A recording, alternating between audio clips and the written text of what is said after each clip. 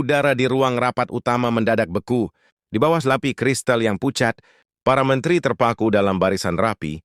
Wajah-wajah mereka adalah topeng kecemasan. Saat pintu mahoni itu berderit terbuka, aroma kopi pahit dan parfum mahal menyeruak, membawa beban otoritas yang menyesakkan. Sang senior, sang arsitek kebijakan, melangkah masuk, langkahnya lambat, namun tiap pijakannya terasa seperti vonis. Matanya menyapu ruangan tajam dan dingin, layaknya elang yang mengunci mangsa. Sebuah map tebal dihempaskannya ke meja, negara diambang kolaps. Suaranya rendah namun mengancam, naikkan pajak, atau defisit akan menelan kita hidup-hidup. Keheningan meledak di kepala setiap orang. Di ujung meja, Purbaya hanya diam, pena di tangannya mengetuk meja secara ritmis. Sebuah detak jantung ketidaksetujuan, matanya menembus dokumen di depan. Ia tahu ini bukan sekadar angka melainkan jeratan, kepentingan yang disamarkan sebagai penyelamatan.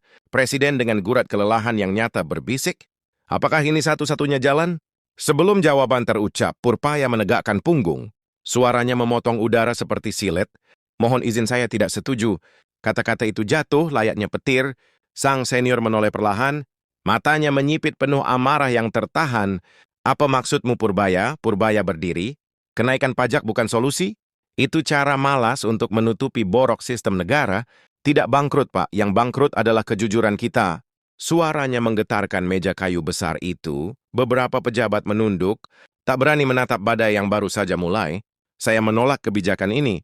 Purbaya menegaskan suaranya naik 1 oktav. Karena setiap rupiah yang kita peras dari rakyat adalah tangis yang kita abaikan, hening sunyi yang mematikan, hanya detik jam dinding yang terdengar, seperti hitungan mundur menuju ledakan besar. Sang senior tak bergeming, namun tatapannya adalah sebuah tantangan perang. Sang senior tak bergeming, di balik tatapan yang keras mulai retak, sesuatu yang jarang terlihat, rasa terusik. Di luar hujan menghantam kaca jendela dengan brutal, seolah langit sedang memberi aba-aba bahwa badai sesungguhnya telah pecah di dalam dinding istana. Purbaya, suara sang senior rendah menggeram. Seperti mesin tua yang dipaksa bekerja, kau sadar apa yang kau ucapkan ini keputusan negara? Bukan panggung untuk idealisme naif. Ia mencondongkan tubuh, tangan beruratnya mencengkram tepi meja, hingga sendi-sendinya memutih. Jangan lupa kau duduk di kursi itu. Karena restuku, Purbaya tidak mundur satuin pun. Aura ketenangannya justru membuat oksigen di ruangan itu terasa habis. Saya tahu, Pak, tapi kepercayaan Anda bukan mandat untuk membungkam nurani saya. Tak seorang pejabat menjatuhkan pulpen. Suara kecil itu bergema layaknya ledakan di tengah. Hening yang mencekam, presiden menunduk, mengetuk-ngetuk jemarinya dengan gelisah, mencoba menahan gravitasi, ego yang saling tarik-menarik di depannya. Tenanglah, kita bicara baik-baik. Namun arena sudah terbentuk, garis telah ditarik. Kau tahu resikonya? Sang senior mulai kehilangan kendali, suaranya menggelegar menghantam dinding marmer. Ini soal tanggung jawab. Justru karena saya paham tanggung jawab saya menolak, potong Purbaya. Suaranya setenang ombak yang menghantam karang. Kalian bicara menyelamatkan negara, tapi kalian memulainya dengan mengorbankan rakyatnya. Rakyat bukan tameng kegagalan birokrasi. Berak sang senior menggebrak meja. Cangkir kopi bergetar hebat. Cukup kau lupa diri, Purbaya. Di tengah amarah yang meluap itu, Purbaya justru berdiri dengan keanggunan. Yang mengerikan, ia menatap lurus ke dalam mata pria yang dulu mentornya itu. Saya tidak lupa diri, Pak, bisiknya. Namun suaranya menjalar ke setiap sudut ruangan. Saya hanya baru saja menemukan diri saya. Yang sebenarnya saya hanya menolak. Lupa pada mereka yang membayar pajak dengan keringat, bukan dengan lobi kekuasaan. Kalimat itu menggantung di udara, membuat presiden terpaku. Sorot matanya beralih perlahan dari sang senior ke sang junior, dari simbol kekuasaan ke simbol kebenaran. Dua poros dunia baru saja bertabrakan. Di luar hujan menghantam kaca jendela, tampak seperti jejak air mata. Langit yang tak kunjung reda. Sang senior menutup mapnya perlahan, sebuah tegera yang menandakan berakhirnya diplomasi. Ya berdiri, baiklah, desisnya. Suaranya sedingin es. Jika kau memilih jalan ini, bersiaplah memikul konsekuensinya. Ia melangkah keluar, punggungnya yang besar tampak bergetar oleh amarah yang tertahan, meninggalkan ruangan yang kini dipenuhi keheningan.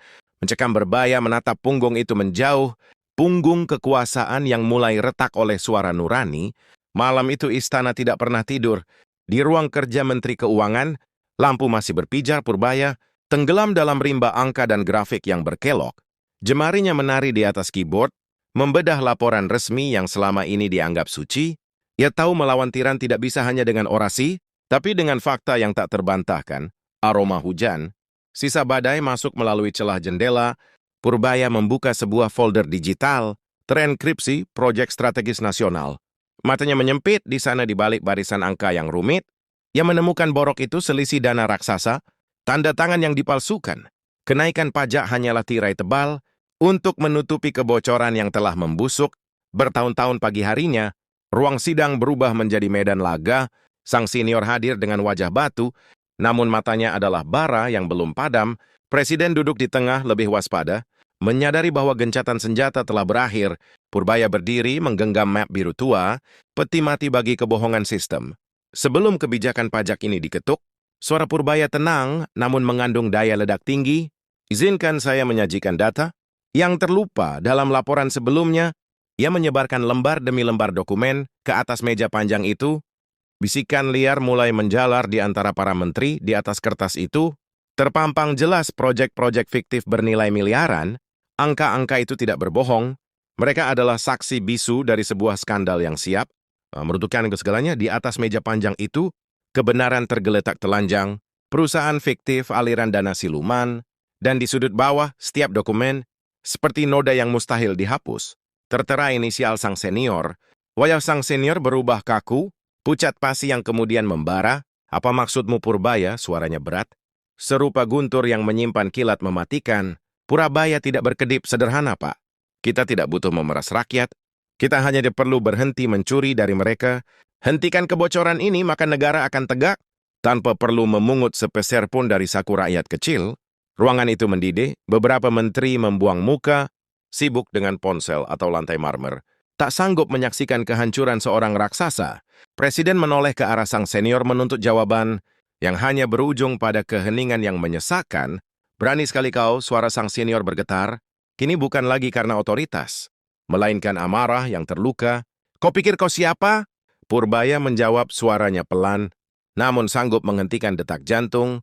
Siapapun yang mendengar, saya hanyalah menteri yang menolak menjadi saksi, bisu atas kebusukan negaranya sendiri. Duar petir menyambar di luar, mengguncang kaca jendela.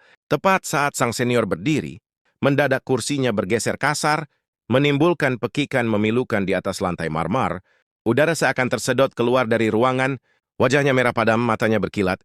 Bak bara yang disiram bensin, kau menuduhku korup? Purbaya teriaknya. Suaranya menggelegar, mengantam dinding istana. Kau berani menyeret namaku di depan presiden? Di depan semua orang, nada bicaranya berubah.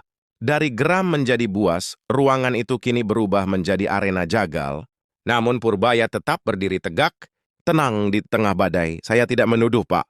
Ucapnya dingin, setajam pisau bedah. Saya hanya membiarkan data berbicara lebih jujur daripada kita semua. Data sang senior merongbrak. Tangannya menghantam meja dengan kekuatan penuh. Berkas-berkas biru itu berterbangan seperti burung. Burung yang ketakutan menciptakan hujan kertas.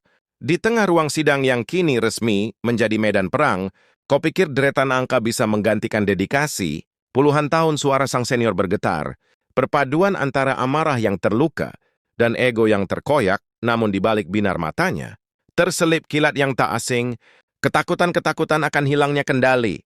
Presiden mencoba memecah badai, Pak. Luhut Purbaya, tolong tenang. Suaranya tenggelam, tak berdaya di hadapan dua ego yang sedang bertubrukan. Di medan moral tanpa kompromi, sang senior memangkas jarak. Kini wajahnya hanya sejengkal dari Purbaya. Kaum menteri kemarin sore sudah berani menguliahiku tentang kebenaran, bisiknya. Tajam bagai sembilu, kau buta tentang politik. Kau tidak tahu apa-apa tentang pengorbanan. Purbaya membalas tatapan itu. Matanya jernih, tak tertembus ancaman. Saya tahu satu hal, Pak, balasnya lembut. Namun dampaknya serupa gempa yang meruntuhkan fondasi ruangan, bahwa tanggung jawab tanpa moralitas hanyalah pengkhianatan yang rapi, dan saya menolak menjadi bagian dari medo. Hening para menteri menunduk dalam, berpura-pura menekuni berkas yang tak lagi bermakna. Jam dinding berdetak lambat, seolah menghitung mundur keruntuhan sebuah era. Di luar hujan terus mengetuk jendela, memohon agar perang saudara ini diakhiri. Rahang sang senior mengeras, kau sombong Purbaya deh. Sisnya terlalu sombong untuk mengerti arti pengabdian yang sesungguhnya. Ia berbalik, langkah kakinya berat.